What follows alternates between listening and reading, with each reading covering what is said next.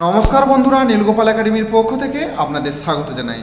বন্ধুরা, পিএম কিষাণের টাকা একই পরিবারে আপনারা কতজন পেতে পারেন, এছাড়াও নতুন পিএম কিষাণ কবে থেকে আবেদন প্রক্রিয়া শুরু হবে, এছাড়াও বন্ধুরা আজকের ভিডিওতে আলোচনা করব যে কৃষক বন্ধুর টাকা আদৌ আপনারা আর পাবেন কিনা।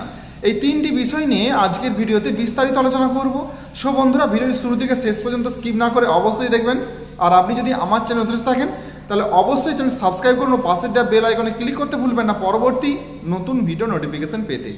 চলুন বন্ধুরা, ভিডিওটি শুরু করা যাক।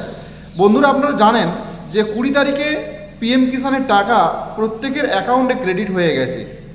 যাদের পেন্ডিং ছিল পিএম কিষাণ তাদেরগুলো রিজেক্ট হয়ে গেছে। আপনারা পিএম কিষাণের সমস্ত ডকুমেন্ট, জমির কাগজ, আধার কার্ড, প্যান কার্ড, ব্যাংকের অ্যাকাউন্ট নিয়ে অফিসে জমা দিন। যাদের পেন্ডিং রয়ে গেছে সেগুলো সমস্ত রিজেক্ট হয়েছে, সেগুলো পুনরায় কিন্তু ওনারা অফিস থেকে চালু করে দেবেন। আর আপনারা জানেন যে 20 তারিখে প্রত্যেকের অ্যাকাউন্টে টাকা ক্রেডিট হয়েছে। যাদের কেওআইসি বন্ধ হয়ে গেছিলো তাদের মধ্যেও কিছু কিছু অ্যাকাউন্টে টাকা ক্রেডিট হয়েছে। তবে যাদের কেওআইসি বন্ধ হয়ে গেছে তারা অবশ্যই কিন্তু আপনারা কেওআইসিটা করিয়ে নেবেন, তাহলে পরবর্তী কিস্তির টাকা এবং এবারে কিস্তির টাকা দুটোই কিন্তু আপনার অ্যাকাউন্টে ক্রেডিট হয়ে যাবে। এবার আসি বন্ধুরা সবচেয়ে গুরুত্বপূর্ণ বিষয় যে একই পরিবারে কতজন আপনারা পিএম কিষাণ পেতে পারেন।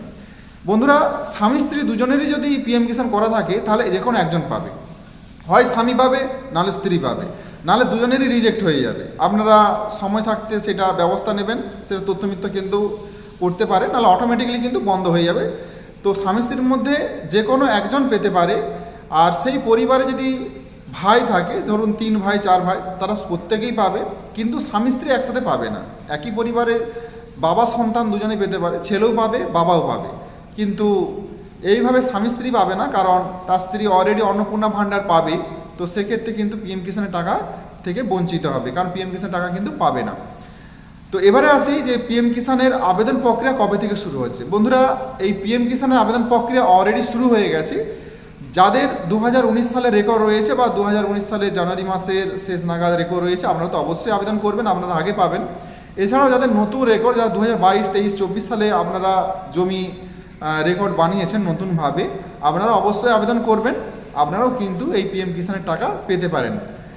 তো বন্ধুরা, এখানে কৃষক বন্ধু যেটা দেয়া হচ্ছিল, সেই কৃষক বন্ধুর আইডি যদি আপনার থাকে তখন ফর্ম ফিল আপ করার সময় যদি আপনি নতুন আবেদন করে থাকেন, আপনার যদি কৃষক বন্ধু আইডি থাকে সেই আইডি নাম্বারটা কিন্তু ওখানে ব্যবহার করতে পারেন, আইডি নাম্বারটা দিতে পারেন। তো তাহলে কিন্তু আপনি অবশ্যই পিএম কিষাণের টাকাটা পেয়ে যাবেন। প্রধানমন্ত্রী ঘোষণা করেছে যে সমস্ত চাষি কিন্তু পিএম কিষাণের টাকা পাবেন। তো যেহেতু নতুনভাবে আবেদন প্রক্রিয়া শুরু হয়েছে, তো আপনারা প্রত্যেকে কিন্তু আবেদন করুন। এখানে কিন্তু যে বেশি জমি থাকলে বেশি টাকা পাবে, কম জমি থাকলে কম টাকা পাবে এমনটা নয়, সবাই কিন্তু সমান টাকা পাবে। আপনার যদি 5 কাঠা, 2 কাঠা, 1 ডিসিমলও জমি থাকে আপনি অবশ্যই কিন্তু আবেদন করবেন, তবে অবশ্যই রেকর্ড আপনার নামে থাকতে হবে। রেকর্ড না থাকলে আপনি এখানে আবেদন করতে পারবেন না। তাই 1 ডিসিমল জমি থাকলে, রেকর্ড থাকলে যদি আপনি আবেদন করেন সেখানেও কিন্তু আপনি 2000 টাকা করে পাবেন। তবে আপাতত এখন 2000 টাকা দিচ্ছে, পরবর্তীকালে হয়তো সেটা 3000 বা তারও বেশি হতে পারে। আর কৃষক বন্ধু বন্ধুরা এই মুহূর্তে টাকা দেওয়া হচ্ছে না, আপাতত পিএম কিষাণটাই চালু করা হয়েছে। তো কৃষক বন্ধু টাকা এই মুহূর্তে আসবে না, আর যদি আসে অবশ্যই ভিডিওর মধ্য দিয়ে আপনাদের জানিয়ে দেব। আর সেই আইডি আশা করি আপনাদের অ্যাক্টিভই রয়েছে। তবে যাদের কৃষক বন্ধু আইডি রয়েছে, পিএম কিষাণ নেই, আপনারা অবশ্যই পিএম কিষাণটা আবেদন করে দিন, কারণ আবেদন প্রক্রিয়া শুরু হয়ে গেছে। সো বন্ধুরা, আজ এই পর্যন্তই, দেখা হয় পরবর্তী নতুন কোনো ভিডিওতে নতুন কোনো টপিক নিয়ে। ততক্ষণ আপনারা প্রত্যেকে ভালো থাকুন, সুস্থ থাকুন, বেস্ট অফ লাক।